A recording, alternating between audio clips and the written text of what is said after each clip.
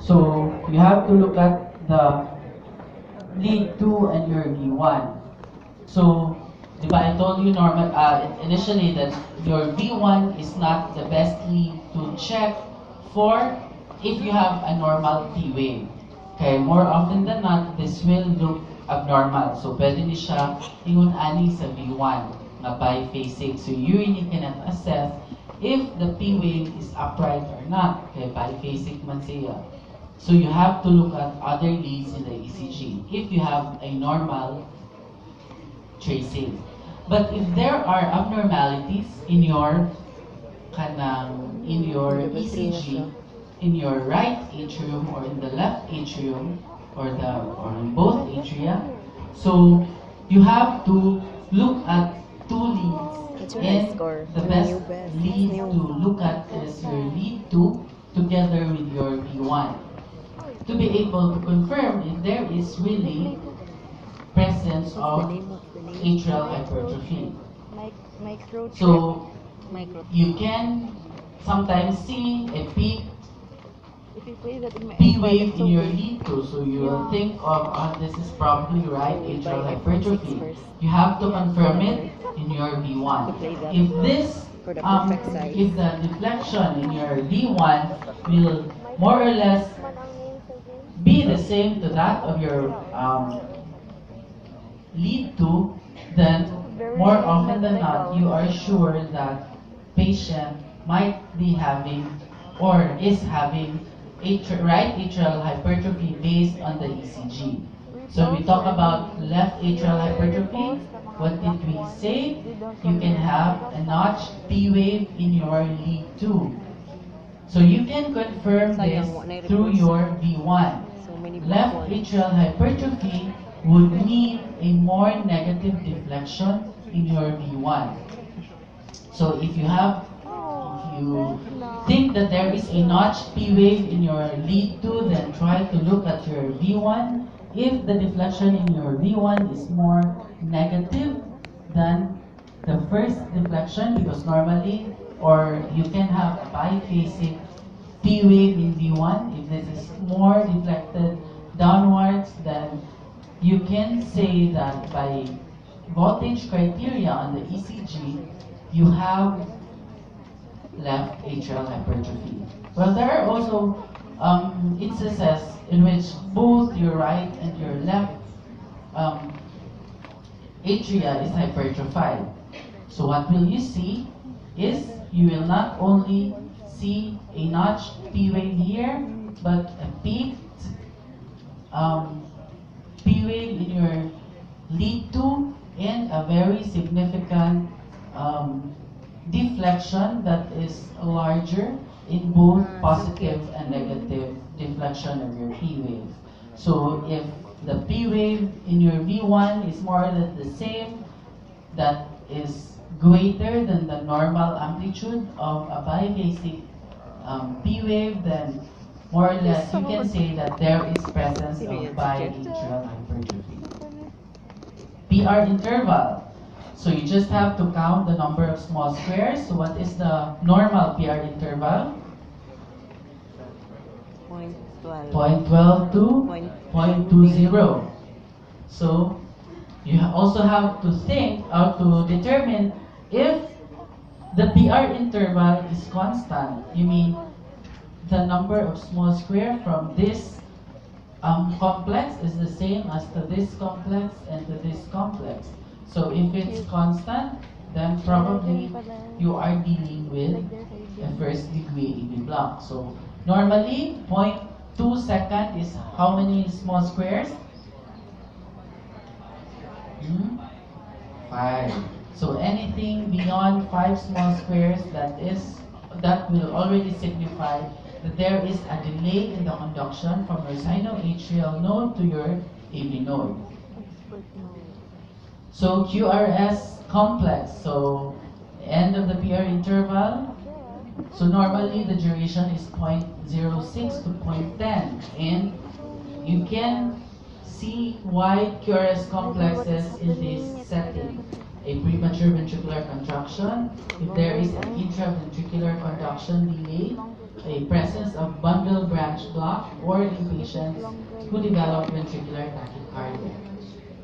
So these are just comparisons of the typical QRST patterns in your ECG tracing. So normally this is how it looks like in V1 and ECG diba? na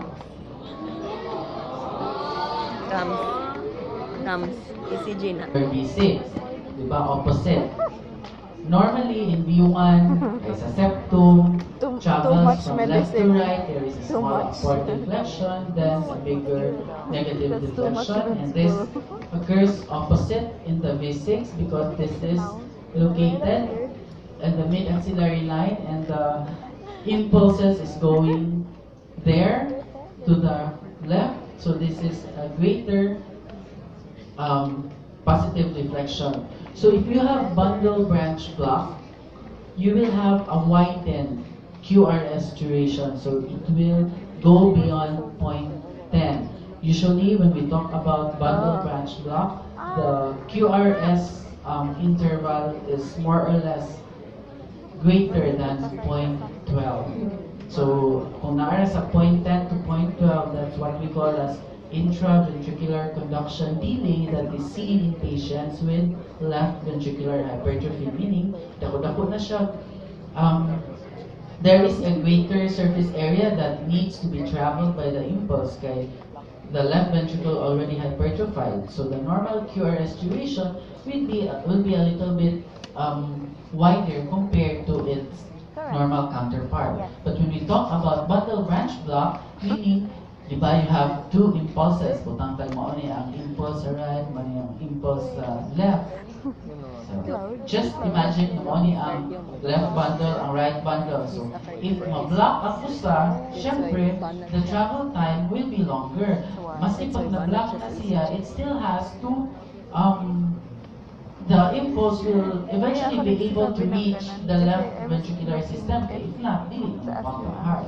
There will be a greater duration of your bundle branch when you have blocks in your bundle branch because it will have to pass through a different pathway to be able to reach the area that needs to be depolarized before the contraction of the muscle begins. So this is what you see in patients with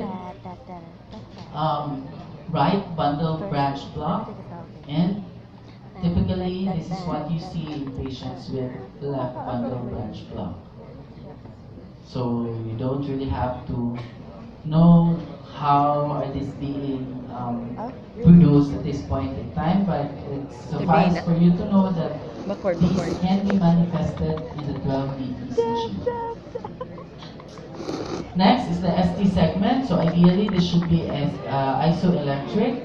And if you have abnormality, you can see elevation or depression. So the ST segment here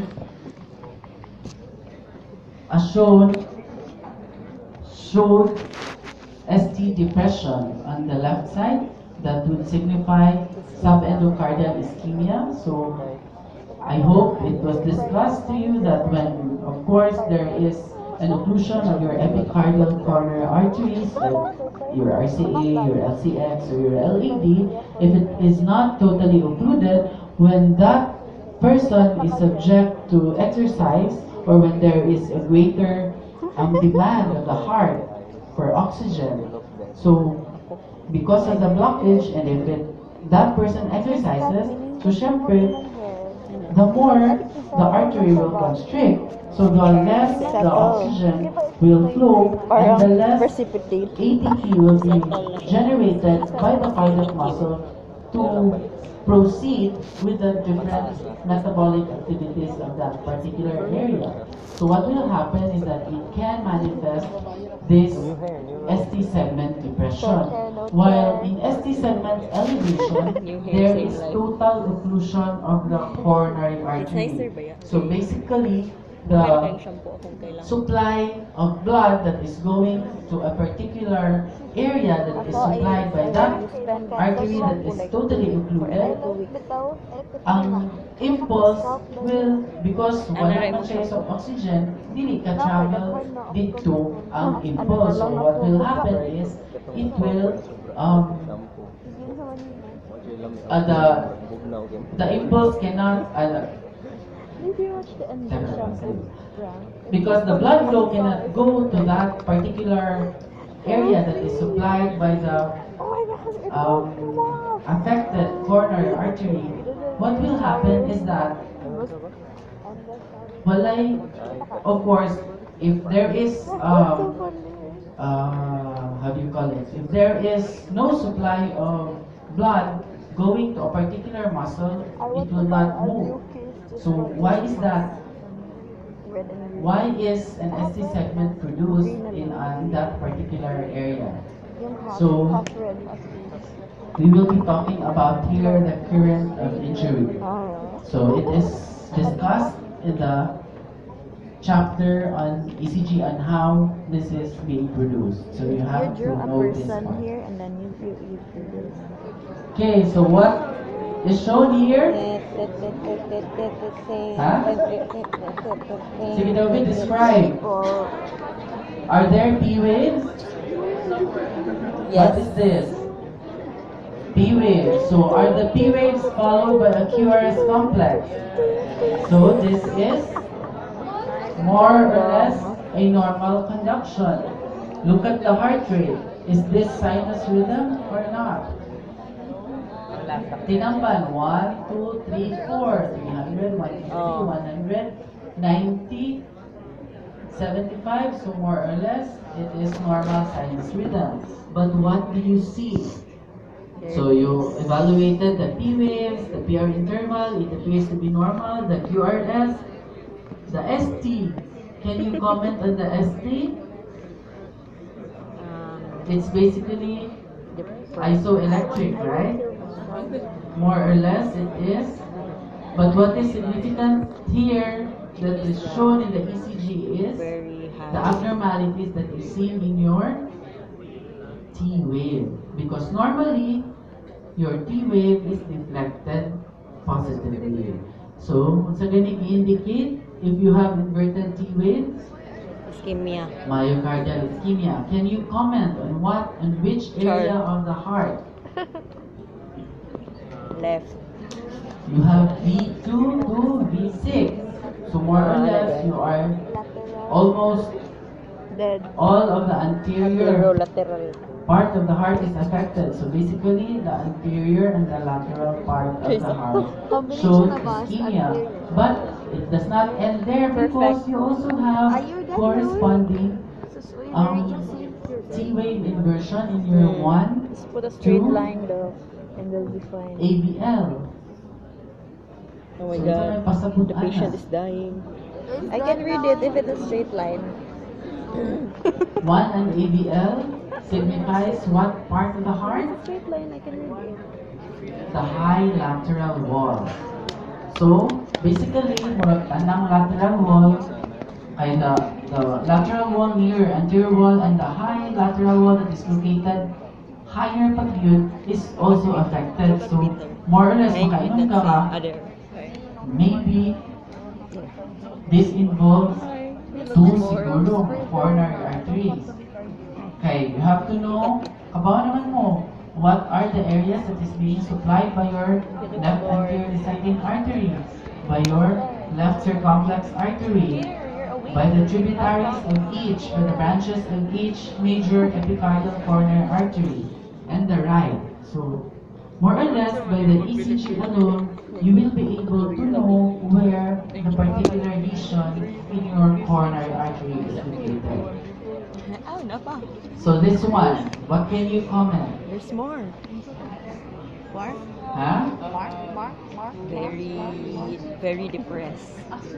Okay, so there is a very prominent ST segment changes in your V2, V3, V4, na ay gamay sa V5. So, basically, we are dealing here with an acute infarction in the anterior wall area. So you also have a prominent ST elevation in your ABL. So, pwede mo nga mag-think na ABL1 and ABL high lateral wall man. So, ang usa dili elevated. The lead V1, the ST segment is not elevated, but you have a very significant ST segment elevation in your ABL. So, 50 is the artery that supplies this part affected. And when you try to look at the V2 to V6, you can see that there seems to be a beginning ST segment elevation in your V5, but it is still not seen in your V6. I don't know. So maybe the infarction can still extend. So sometimes there is what we call as infarct in expansion. So when you get another 12-lead ECG, this might change. You can have ST segment elevation from your V1 to V6 and 1 in ABL. So you have to know their significance so that you can manage your patient appropriately.